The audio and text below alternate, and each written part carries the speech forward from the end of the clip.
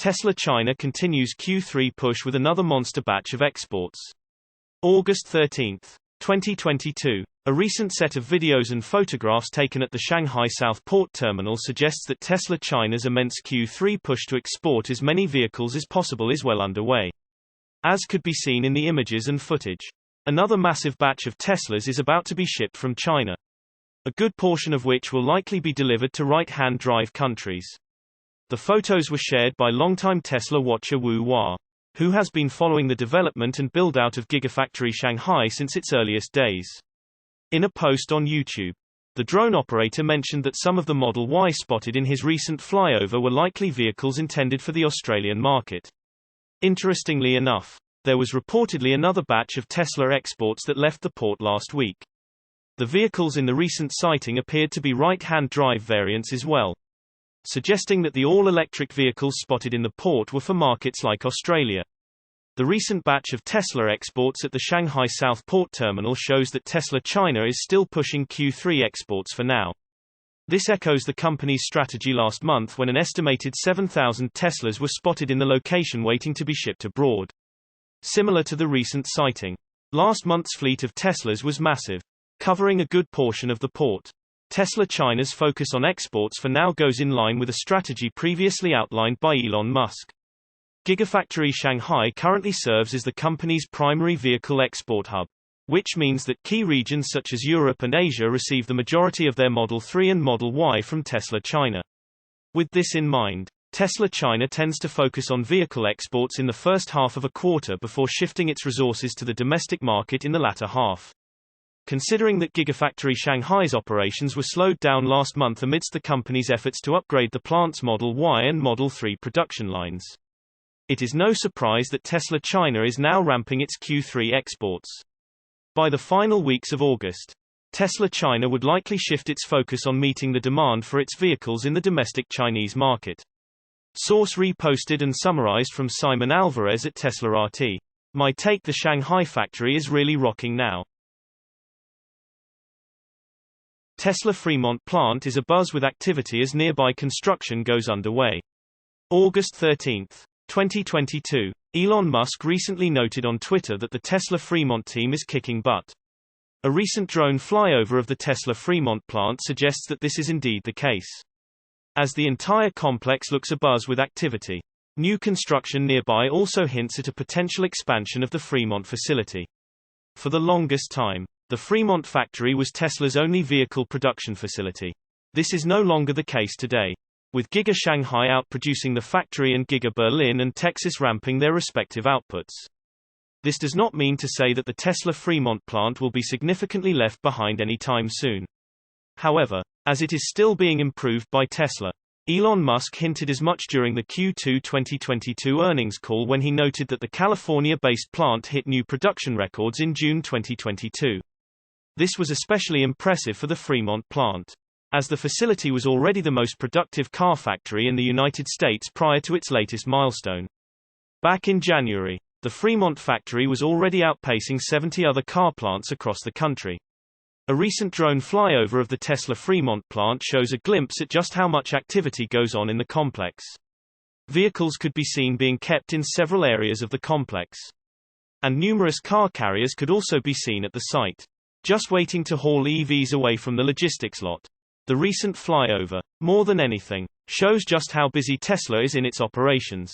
Perhaps most interesting about the recent footage from Fremont, however, was the fact that Tesla appears to have torn down a couple of buildings across the street from the main factory. Considering that the buildings were reportedly still in good condition, speculations are abounding that Tesla may be constructing something in the area.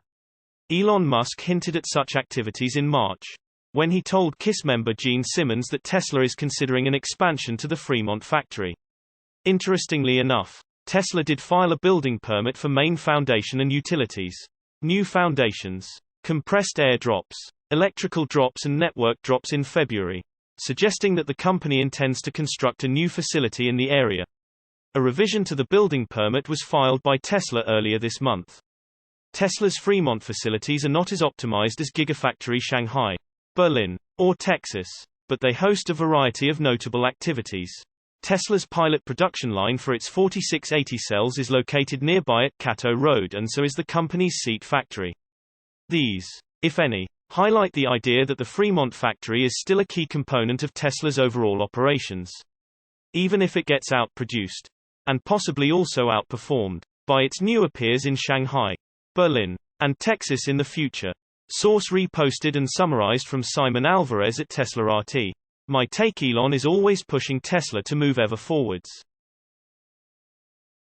Tesla's direct-to-consumer model is better for companies and consumers. August 13, 2022. A study published on price gouging shows Tesla's direct-to-consumer model protects its brand and offers a better customer experience. The study, published by the research group Growth from Knowledge, shows that price gouging is not only damaging to dealerships but also to the brands that they represent. Hence, Tesla's lack of dealers ensures that customers are protected from the poor experience of paying over MSRP. Most startling from the report is that 80% of car buyers between May and June of this year paid at or above MSRP when they bought their new vehicle.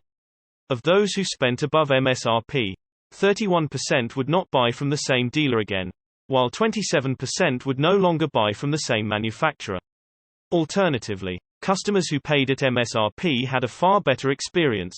Only 14% chose not to buy from the dealer again, and 10% decided not to buy from the manufacturer again.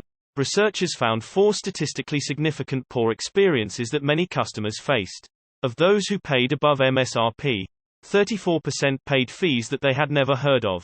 31% purchased a model that wasn't their first choice.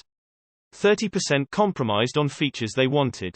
And 30% bought from dealers who weren't their first choice. The consistent and high amount of poor customer service even bled into popular culture. Many sites now offer links to markup trackers that hope to document and highlight price gouging. On social media, many now use the nickname stealership to label dealers who have unjustly raised prices above MSRP. From a manufacturer's perspective, despite its advantages, the dealership model has a significant problem. Manufacturers have such little control over the buying experience of their customers that they can't even control the price which their products are sold for. All the while, their brand is plastered over the entire experience, meaning that despite the brand not owning the dealership, customers, as this study has shown, link their experience with the brand of vehicle they buy. It is important to recognize that dealers offer a critical service in being available for customer maintenance, recall work, and other support roles.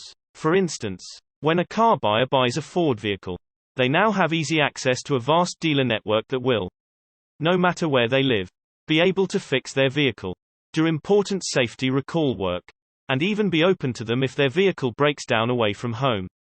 Transversely, manufacturers that have begun to offer direct-to-consumer models must now build out their service network to complete all of the same services. This situation could push manufacturers to blend the dealership model with direct-to-consumer, allowing their vast service networks to remain while overcoming issues with dealerships' poor customer service. This change may also offer a unique opportunity for manufacturers to provide new buying models for the vehicles, such as subscriptions, that were previously impossible. Source reposted and summarized from William Johnson at Tesla RT. My take: the dealer model needs to go. It's just terrible for consumers. The staggering economics of the Tesla Semi. August 13, 2022. The economics of the Tesla Semi show that it is about 83% cheaper to drive and haul goods than a standard diesel truck. Not to mention the reduction in cost due to less maintenance. The Tesla Semi will truly disrupt the trucking industry. The Tesla Semi is going to start deliveries this year, and there is some staggering economics of how much better it will be than a diesel truck. Elon Musk has stated that the Tesla Semi will start shipping this year and that it will have 500 miles of range.